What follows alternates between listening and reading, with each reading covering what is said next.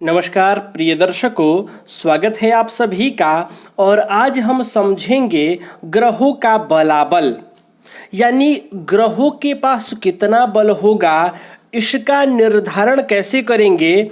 आज ग्रहों के बल विभाजन में हम 5 सूत्रों को समझेंगे। इन 5 सूत्रों के माध्यम से हम समझेंगे कि किस ग्रह के पास कितना बल है। प्रिय दर्शकों, ज्योतिष शास्त्र का अधिक से अधिक सूत्र ग्रहों के बल के ऊपर है, यानी ग्रहों का बल विभाजन के ऊपर है। और यह बहुत ही महत्वपूर्ण विषय है। यदि हमें यह समझ में आ जाए कि किस ग्रह के पास कौन सा बल है, कितना पावर प्राप्त हो रहा है ग्रह को, क्योंकि बल पर ही ग्रह का फल निर्भर है। जैसा कि मैं अभी तक कहते आया हूं कि जिस व्यक्ति के पास जितनी शक्ति है, जितना सामर्थ्य है, जितना ताकत है, व्यक्ति उतना ही कार्य करेगा। तो यह बात ग्रहों पर भी लागू हो रहा है। इसलिए ग्रहों के बल विभाजन को लेकर अधिक से अधिक सूत्र बताए गए हैं। तो प्रिय दर्शकों, आज हम ग्रहों का बलाबल समझेंगे। आप सबसे पहला सूत्र देखिए, शनि से बलवान मंगल, और इसको हम यहाँ पर समझेंगे और इसको हम कुंडली पर भी समझेंगे, ताकि ग्रहों का बलाबल एकदम बढ़िया से सम्यक प्रकार से सरलता से समझ में आ जाए। प्रिय दर्शकों, सबसे पहला सूत्र देखिए, शनि से बलवान मंगल, मंगल से बलवान बुध, बुध से बलवान गुरु, गुरु से बलवान शुक्र, शुक्र से बलवान चंद्र, चंद्र से बलवान सूर्य। यानी इसमें सूर्य से लेके शनि तक सभी ग्रह आ गए। ग्रह कितने होते हैं? ग्रह 9 होते हैं, लेकिन जब सूर्य से शनि तक की बात होगी तो ग्रह 7 ही होते हैं। राहु और केतु 8वें और 9वें ग्रह हैं। तो सूत्र नंबर 1 में कहा कि राहु और केतु की इसमें गणना नहीं है, क्योंकि शनि से लेकर सूर्य तक के नाम आए। तो अब मैं आपको ये बताऊं कि ये वाला जो बल है वह किस प्रकार का बल है। तो प्रिय दर्शकों, ये ग्रहों का शारीरिक बल है। जैसा कि आप देख रहे हैं कि यहाँ नवग्रह हैं, उसमें 7 दिया है, तो राहु केतु को हटा दीजिए। सबसे पहले मैं ये बताऊंगा राहु और केतु को हटाया क्यों। राहु केतु का शारीरिक बल इसलिए नहीं नोट किया क्योंकि राहु और केतु छाया ग्रह हैं। इनका जो फल होता है, इनका जो प्रभाव होता है, वो छाया की तरह होता है। ये छाया ग्रह हैं, तो जिस ग्रह के साथ बैठते हैं उसी के सामर्थ्य के अनुसार फल देते हैं। या हालांकि उस ग्रह के बल में और अपना बल मिलाकर फल में वृद्धि कर देते हैं, लेकिन जिस ग्रह के साथ बैठते हैं उसी के अनुरूप फल देते हैं, उसके जैसे ही फल देते हैं। इसलिए यहाँ राहु केतु को हटा दिया है। राहु केतु छाया ग्रह है। अब ग्रह जो है वो सूर्य से शनि तक 7 ग्रह है। आप उदाहरण से समझिए कि ये 7 ग्रह नहीं, 7 लोग हैं, 7 व्यक्ति हैं। तो मैं आपसे पूछूं कि मान लीजिए किसी समूह में 7 लोग हैं, उनमें से सबसे ज्यादा ताकत किस व्यक्ति के पास है, तो आप बता देंगे कि इस व्यक्ति के पास है। फिर उसके बाद मैं पूछूं कि उससे कम किसके पास है, तो यह भी आप बता देंगे। यानी उन 7 लोगों में 1 से 7 तक आप निर्धारित कर देंगे कि ये नंबर 1 पर है, ये दूसरे पर है, ये तीसरे पर है, ये चौथे पर है, ये 5वें पर है, ये 6वें पर है और ये 7वें पर है। ठीक उसी प्रकार इस 7 ग्रहों में शारीरिक बल को लेकर यहाँ विभाजन किया गया है कि कौन सा ग्रह सबसे ज्यादा शक्तिशाली है, यानी शारीरिक बल उस ग्रह के पास अधिक है। तो ये सबसे निर्बल से शुरू किया, शनि से बलवान मंगल। कहा शनि से बलवान है मंगल, यानी शनि मंगल से भी कमजोर है। तो शनि जो ग्रह है, इस शनि ग्रह से बलवान यानी मजबूत कौन सा ग्रह है? मंगल है। मंगल से बलवान बुध ग्रह होता है, यानी बुध के पास जो शक्ति है, सामर्थ्य है, ताकत है, वो मंगल से अधिक है। बुध से बलवान कौन है? तो बुध से बलवान बृहस्पति है। बृहस्पति ग्रह के पास जो शारीरिक बल है वो बुध से भी अधिक है। गुरु से बलवान शुक्र, यानी शुक्र के पास बृहस्पति से अधिक बल होता है। और शुक्र से बलवान चंद्र है, यानी चंद्र ग्रह के पास शुक्र से अधिक बल है। और चंद्र से बलवान सूर्य है। यानी कि सर्वशक्तिमान जो सबसे अधिक बलशाली है वो है सूर्य। सूर्य से कम बल चंद्रमा के पास है, चंद्रमा से कम बल शुक्र के पास है, शुक्र से कम बल बृहस्पति के पास है और बृहस्पति से कम बली बुध है और बुध से भी कम बल मंगल के पास है और मंगल से भी कम शनि के पास है। यानी शनि सबसे निर्बल ग्रह है। अब आप सोचिए कि शनि सातों ग्रहों में सबसे निर्बल होकर इस प्रकार से प्रचंड प्रभाव देता है, तो इससे सारे ग्रह अधिक बलशाली हैं। वो जब अपना रिजल्ट करते हैं तो किस प्रकार का करेंगे। प्रिय दर्शकों, ये हो गया सूत्र नंबर 1। आप इसे हमेशा ध्यान रखें कि कौन सा ग्रह सबसे शक्तिशाली है, किस ग्रह का बल अधिक है। क्योंकि ये जो सूत्र है ये आपको कुंडली पर, जैसे मान लीजिए यहाँ 2 ग्रह बैठे हैं, एक से जब अधिक ग्रह होंगे वहां यह सूत्र लागू हो जाएगा। जैसे मान लीजिए यहाँ सूर्य और मंगल बैठे हैं, तो इन दोनों में सूर्य सबसे अधिक बली है क्योंकि सूर्य सबसे बली है। अब यहाँ बुध और बृहस्पति हैं। अब इन दोनों के बल के बात करें तो बुध से बलवान बृहस्पति हैं, तो यहाँ आप समझ जाइएगा कि इन दोनों में बृहस्पति बलवान है। यहाँ चंद्र और शुक्र हैं, शुक्र से बलवान चंद्र है, तो यहाँ चंद्र का बल अधिक हो जाएगा। यानी जहाँ ग्रह एक से अधिक ग्रह बैठे होंगे वहां यह सूत्र लगाकर आप उन ग्रहों का बलाबल ज्ञात कर सकते हैं। सूत्र नंबर 2 देखिए, ग्रह स्वराशि में हो तो बली होता है, मूल त्रिकोण में हो तो अधिक बली व उच्च में हो तो अत्यधिक बली होता है। मैं आपको पूर्व के वीडियो में भी बताया हूं कि स्वराशि का ग्रह होता है वह बली होता है, मूल त्रिकोण का ग्रह स्वराशि से अधिक बली होता है और उच्च का ग्रह मूल त्रिकोण से अधिक बली होता है। यही कहा कि समझिए कि स्वराशि में जो ग्रह हैं अपने राशि में, जैसे सूर्य सिंह राशि में हो, चंद्रमा कर्क राशि में हो, मंगल मेष या वृश्चिक में हो, बुध मिथुन या कन्या में हो, बृहस्पति धनु या मीन में हो, शुक्र वृषभ या तुला में हो, शनि मकर या कुंभ में हो, या फिर राहु कन्या में हो और केतु मीन में हो, तो ये बली होते हैं। और जब यही ग्रह इस राशि पर हो, मूल त्रिकोण राशि पर हो, तो वो बली से भी अधिक बली होते हैं। और जब यही ग्रह अपने उच्च राशि में बैठे हों, इन राशियों में बैठे हों, तो वह अत्यधिक बली होते हैं। यह आपको समझ लेना है सूत्र नंबर 2 से। सूत्र नंबर 3 कह रहा है कि दशम भाव में सूर्य एवं मंगल बली होते हैं। अब आ जाइए कुंडली पर। कुंडली का ये वाला भाव 10वां भाव होता है। दशम भाव कह रहा है यहाँ सूत्र में, तो हमें जाकर दशम भाव को देखना है। दशम भाव ये है, दशम भाव में सूर्य एवं मंगल बली होते हैं। यदि जन्म कुंडली में दशम भाव में सूर्य और मंगल बैठे हों, अब यहाँ सूर्य मंगल बताया गया है, तो यदि मंगल भी बैठे हों तो उनको भी बल प्राप्त होगा और सूर्य बैठे होंगे उनको भी बल प्राप्त होगा। सूर्य और मंगल दोनों एक के साथ यहाँ होना आवश्यक नहीं है, दोनों में कोई भी हो तो वो बली होता है। यानी सूर्य को भी इस स्थान में बल प्राप्त होता है और मंगल को भी इस स्थान में बल प्राप्त होता है। चतुर्थ भाव में चंद्र एवं शुक्र बली होते हैं। चौथे भाव में देखें तो ये वाला चौथा भाव है। चौथे भाव में यदि चंद्रमा बैठे हों तो उनको भी बल प्राप्त होता है और इस चौथे भाव में शुक्र भी बैठा हो तो शुक्र को भी बल प्राप्त होता है। लग्न में बुध एवं गुरु बली होते हैं। लग्न भाव में यदि बुध बैठा हो तो उसको विशेष बल प्राप्त हो जाता है, या फिर लग्न में बृहस्पति हो उनको भी विशेष बल प्राप्त होता है।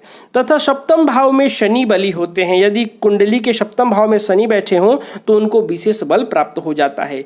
यानी इस बल को दिग्बल कहा जाता है। कुंडली के दशम भाव में सूर्य मंगल बली, चतुर्थ भाव में चंद्र शुक्र बली, लग्न में बुध और बृहस्पति बली और सप्तम भाव में शनि बली होते हैं। इनको विशेष बल प्राप्त हो जाता है। अब बात करते हैं सूत्र नंबर 4 के बारे में। तो सभी ग्रह उच्च राशि में बली होते हैं। सभी ग्रह, जितने ग्रह हैं, 9 ग्रह, जब अपने उच्च राशि में बैठते हैं तो वो बली होते हैं। चंद्रमा के पक्ष बल की प्रधानता है। अब ये क्या है? चंद्रमा के पक्ष बल की प्रधानता है। पक्ष बल क्या है तो मैं अभी आपको बताऊंगा कि पक्ष बल क्या है। पक्ष बल के लिए आप यह देखिए, चंद्र बल सुदी 1 से सुदी 10 तक 55। अब ये सुदी क्या है तो जो पंचांग में कृष्ण पक्ष और शुक्ल पक्ष दिया रहता है वही सुदी और बदी कहा जाता है। सुदी मतलब शुक्ल पक्ष और बदी मतलब कृष्ण पक्ष होता है। यहाँ बदी नहीं लिखा है, यहाँ देखिए लिखा है बदी। तो बदी का मतलब है कृष्ण पक्ष और सुदी का मतलब है शुक्ल पक्ष। यानी चंद्रमा जब शुक्ल पक्ष के प्रतिपदा से शुक्ल पक्ष के 10वीं तिथि तक हो, यानी जातक का जन्म शुक्ल पक्ष के प्रतिपदा से लेकर शुक्ल पक्ष के 10वीं तिथि तक हो, तो चंद्रमा बचपन में होता है, क्रमशः शुभ होता है। यानी प्रतिपदा से द्वितीया में, द्वितीया से तृतीया में, तृतीया से चतुर्थी में, चतुर्थी से पंचमी में करते हुए 10वीं तक क्रमशः शुभ होता है। उसमें भी उसके फल के वृद्धि, उत्तरोत्तर वृद्धि समझना चाहिए। सुदी 10 से बदी 5 तक जवानी, यानी शुक्ल पक्ष के 10वीं तिथि से कृष्ण पक्ष के 5वीं तिथि तक। शुक्ल पक्ष के 10वीं से आप बढ़ जाइए 10वीं, एकादशी, द्वादशी, त्रयोदशी, चतुर्दशी, पूर्णिमा, और फिर कृष्ण पक्ष के प्रतिपदा से लेकर 5वीं तिथि तक चंद्रमा को युवा अवस्था में समझना चाहिए, जवानी में समझना चाहिए, और यह भी शुभ होता है। और कृष्ण पक्ष के 5वीं से अमावस्या तक बुढ़ापा यानी क्षीण माना जाता है चंद्रमा का बल। और मोटा मोटी आप समझे तो 2 पक्ष होते हैं एक माह में, उसमें कृष्ण पक्ष का चंद्रमा निर्बल माना जाता है और शुक्ल पक्ष का चंद्रमा बली माना जाता है। तो चंद्रमा का जो बल होगा वह शुक्ल पक्ष और कृष्ण पक्ष पर निर्धारित होगा, इसलिए कहा चंद्र के पक्ष बल की प्रधानता है। अंश बल तो चंद्रमा का भी देखा जाएगा, लेकिन यहाँ पक्ष बल जो है शुक्ल पक्ष और कृष्ण पक्ष, यह भी चंद्रमा का एक बल विभाजन के लिए बहुत महत्वपूर्ण है, क्योंकि चंद्रमा पक्ष बली होता है। जो कृष्ण पक्ष और शुक्ल पक्ष चलता है यह चंद्र के अनुसार ही चलता है। तो ये आप देख लीजिए, इसको आप नोट कर लीजिए, क्योंकि चंद्र के पक्ष बल की प्रधानता है। सूर्य के दिन बल की प्रधानता है। जन्म दिन का हो तो सूर्य बली होता है, जन्म रात का हो तो सूर्य निर्बल होता है। और सूर्य का जो बल है ये गते के अनुसार चलता है, मैं आपको आगे बताऊंगा। जिसको सौर्यमान कहते हैं, सूर्य के अनुसार भी महीना चलता है, और चंद्रमान यानी चंद्र के अनुसार जो महीना चलता है वह शुक्ल पक्ष और कृष्ण पक्ष में चलता है। आ जाते हैं सूत्र नंबर 5 पर। मंगल तीसरे छठवें भाव में बली होता है। मंगल कुंडली के तीसरे भाव में बैठा हो या छठवें भाव में बैठा हो तो बली होता है। अब जन्म कुंडली के तीसरे भाव में भी मंगल बैठा हो या कुंडली के छठवें भाव में मंगल बैठा हो तो यह भी मंगल बली होता है। 10म भाव में दिग बली होता है। कौन? मंगल। तो मैंने यहां पहले बताया ही कि 10म भाव में बैठा मंगल बली होता है। इस वाले सूत्र में सूर्य एवं मंगल बली होते हैं, इसको दिग्बल कहा जाता है, दिग्बली होता है। चंद्रमा के साथ हो तो चेष्टा बली होता है। मंगल यदि चंद्रमा के साथ हो, कुंडली में मंगल जो भी जहां भी बैठा हो चंद्रमा के साथ बैठा हो, यानी चंद्र मंगल साथ बैठे हो तो मंगल को चेष्टा बल प्राप्त हो जाता है। जब मैं ग्रहों का षड बल पढ़ाऊंगा, षड बल बताऊंगा, तो वहां ये सब चेष्टा बल, दिग्बल आदि के बारे में बात करेंगे। यहां समझ जाइए, सूत्र नंबर 5 में बता रहा है तो कि चंद्रमा के साथ यदि मंगल बैठा हो तो वह चेष्टा बली होता है, दूसरे भाव में कमजोर होता है। कुंडली के दूसरे भाव में जब मंगल बैठता है तो वह कमजोर होता है, यानी उसमें बल का कुछ अभाव होता है, थोड़ा निर्बल माना जाता है। बुध चतुर्थ भाव में निर्बल यानी कमजोर होता है। बुध ग्रह यदि चौथे भाव में बैठे कुंडली का तो यह थोड़ा निर्बल माना जाता है। गुरु लग्न में बली होते हैं, हमने यहां पढ़ ही लिया कि बृहस्पति लग्न में बैठे हों तो बली होते हैं।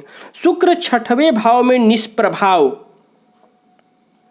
यानी शुक्र जब छठवें भाव में बैठते हैं तो इनके फल में भी कमी आती है। हालांकि यह निष्प्रभाव लिख रहा है, यानी प्रभाव ही नहीं देते, कुछ इस प्रकार का प्रभाव होता है। ग्रहों के विफल स्थान भी माने गए हैं ज्योतिष में, सबके बारे में बताऊंगा। शुक्र छठवें भाव में निष्प्रभाव, 7वें में खराब, यानी शुक्र यदि 7वें भाव में बैठे हों तो ये खराब अवस्था मानी जाती है, विशेषकर दाम्पत्य के लिए। जातक के दाम्पत्य को खराब करने वाले होते हैं, और यदि अकेला हो तो विशेषकर। शनि 7वें भाव में बली होते हैं, यानी जन्म कुंडली के 7वें भाव में शनि बैठे हों तो ये बली होते हैं। और चंद्रमा या किसी वक्री ग्रह के साथ हो तो चेष्टा बली होते हैं। किसी वक्री ग्रह के साथ हो या चंद्रमा के साथ हो, चंद्रमा के साथ होंगे तो विष योग का भी निर्माण करेंगे। शनि और चंद्र विष योग का निर्माण करते हैं, लेकिन चंद्र शनि साथ होने से शनि को चेष्टा बल प्राप्त हो जाता है। या फिर शनि यहाँ किसी वक्री ग्रह के साथ हो, जिस ग्रह के साथ बैठे हो वो ग्रह वक्री हो तो शनि को चेष्टा बल प्राप्त हो जाता है। सूर्य दशम भाव में बली होते हैं, सूर्य दशम भाव में बली होते हैं, या मकर कुंभ मीन मेष वृष मिथुन राशि में चेष्टा बली होते हैं। यदि जन्म कुंडली में सूर्य मकर राशि में बैठे हों या कुंभ राशि में बैठे हों या मीन राशि में बैठे हों, मेष वृष मिथुन राशि में बैठे हों तो ये चेष्टा बली होते हैं। अब मैं आपका ध्यान यहाँ केंद्रित करना चाहूँगा कि मकर से मिथुन तक, मकर कुंभ मीन मेष वृष मिथुन, ये उत्तरायण का समय होता है। तो सूर्य यदि उत्तरायण हो तो सूर्य को चेष्टा बल प्राप्त हो जाता है।